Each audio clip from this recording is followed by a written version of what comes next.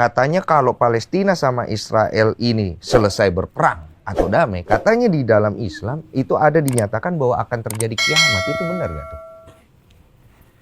Yang terjadi di Israel dan Palestina itu bukan perang agama. Yang di Gaza yang dibom sama Israel itu tidak hanya orang Islam. Orang Kristen banyak. Saya punya teman di sana namanya Bang Onim, relawan dari Indonesia yang tinggal di Gaza. Yang bikin YouTube ya? Yang bikin YouTube namanya Bang Onim. Iya, aku lihat itu. Itu dia nyamperin orang-orang gereja yang dibom. Kena juga? Kena juga. Oh.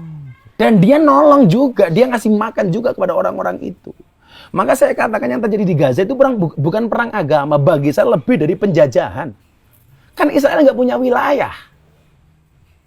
Israel itu nggak punya wilayah, dia pengen menguasai tanah Palestina.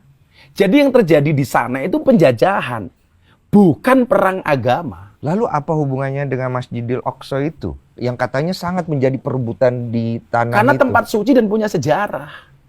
Itu kalau misalnya Israel berhasil menguasai itu emang kenapa? Apa yang akan terjadi? Ya kalau Israel menguasai itu kan berarti orang Islam kehilangan aset tempat ibadah sucinya, bro. Oke. Mana ada orang-orang Islam mau kehilangan katakanlah Masjidil Haram Mekah. Iya, iya. Padahal Masjidil Aqsa itu merupakan salah satu tempat suci umat Islam. Iya, iya, iya. Yang mempunyai sejarah. Iya. Karena peristiwa Isra Mi'raj itu berangkat dari Masjidil Aqsa. Itu aku tahu itu. Masjidil Aqsa. Itu kalau itu kan hanya bagian kecil saja. Tapi intinya adalah di penjajahan karena Israel pengen mencaplok tanah Palestina. Karena dari awal Israel itu nggak punya tanah, nggak punya wilayah. Tapi Yang terjadi itu. Jadi kalau hari ini mengatakan itu perang agama, saya nggak setuju. karena sering dikait-kaitkan dengan agamanya, akhirnya agamanya yang jadi jelek gitu Ya. kesannya. Itu pemahaman yang salah saja. Oke. Pemahaman yang salah saja. Bahwa perang ini harus dihentikan. Karena bagi saya ini tragedi kemanusiaan. Tragedi kemanusiaan. Iya, karena aku ngelihatnya sekarang kalau Yang menjadi korban tidak hanya umat Iya, Islam, bro. kalau agama A menang, terus yang meninggal gimana? Lah iya kan yang meninggal juga tidak hanya umat Islam. Orang Iya. Kristen juga banyak yang meninggal. Kemanusiaannya gimana? Makanya gitu. saya katakan itu tragedi kemanusiaan. Sekali lagi, Islam itu hadir dengan dua hal. Satu, rahmat. Wa ma arsalnaka illa rahmatan lil alamin. Iya. Islam itu merupakan rahmat untuk seluruh sekalian alam. Tidak hanya untuk umat Islam. Untuk orang non-Islam juga rahmat. Kemudian yang kedua adalah Islam itu hadir dengan akhlak. Lah, kalau kita pengen menjaga Islam, ya tunjukkan Islam sebagai rahmat. Kemudian yang kedua, jaga akhlak. Itu saja. Tapi benar nggak kalau katanya di dalam Al-Quran itu sudah pernah dijelaskan bahwa akan perang ini akan terjadi dan ketika perang ini selesai atau damai akan kiamat, itu benar nggak? Kalau itu saya kurang mengerti. Tapi yang jelas begini, walang tardo angkal Yahudu walan Nasoro hatta tatabi'a millatahum. Orang-orang Yahudi itu tidak akan pernah berhenti sampai kita mengikuti mereka.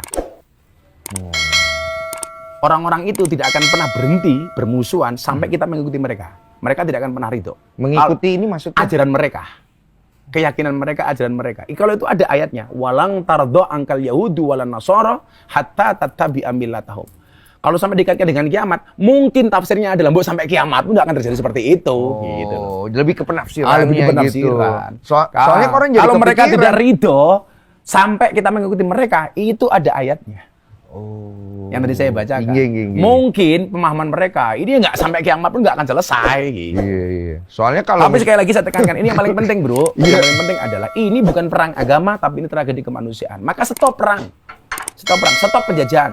Karena undang-undang kita mengamanatkan apa? Menjaga perdamaian dunia dan ketertiban dunia. Ini bagian dari amanah Undang-Undang Dasar 1945.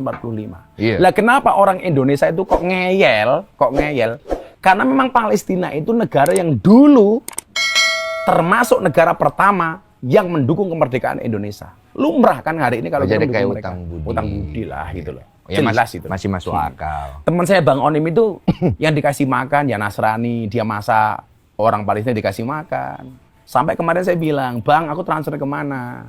Aku nggak mau transfer melalui badan-badan yang nggak jelas.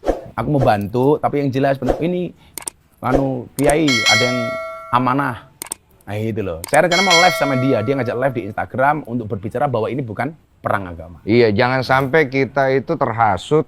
Jangan sampai kejadiannya di Israel seperti itu sama Palestina, kita di Indonesia saling bermusuhan sendiri. Iya, gitu. iya. Soalnya aku termasuk orang yang sangat resah ketika melihat akhirnya ujung-ujungnya Islam ribut sama Kristen. Karena dari dulu tuh aku lihat begitu terus. Islam ribut sama Kristen, bacot-bacotan lah tuh di kolom komentar.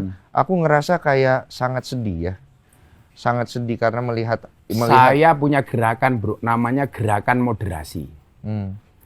Tagline-nya adalah beragama dan berbangsa yang happy dan menyenangkan. Salah satu keresahan saya hari ini adalah saya sudah tidak mau lagi di sini ada tirani terhadap minoritas. Arogansi mayoritas, tirani kepada minoritas. Semua agama yang ada di Indonesia itu berhak menjalankan ibadahnya tanpa mendapatkan intervensi dari pihak manapun. Selama agama itu diakui oleh undang-undang. Saya sudah tidak mau lagi mendengar persekusi ketika orang beribadah mendapatkan ancaman dari pihak lain. Saya sangat menyarankan begini, orang Kristen silakan berangkat ke gereja. Karena bagi saya gereja itu menjadi sarana untuk menjadi orang Kristen yang baik. Karena saya meyakini kalau orang Kristennya baik, orang Islamnya aman. Saya mendorong orang Islam untuk berangkat ke masjid. Karena masjid itu sarana untuk menjadi orang Islam yang baik. Karena kalau Islamnya baik, orang Kristennya aman.